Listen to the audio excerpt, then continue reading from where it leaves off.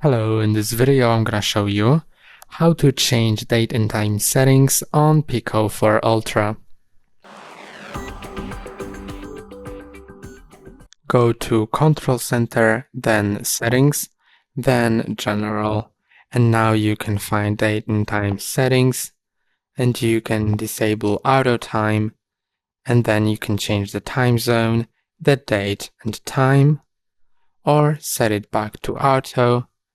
And here is the time zone menu. And for example, I can set it to this one. And that's all for today. Don't forget to like and subscribe. See you next time.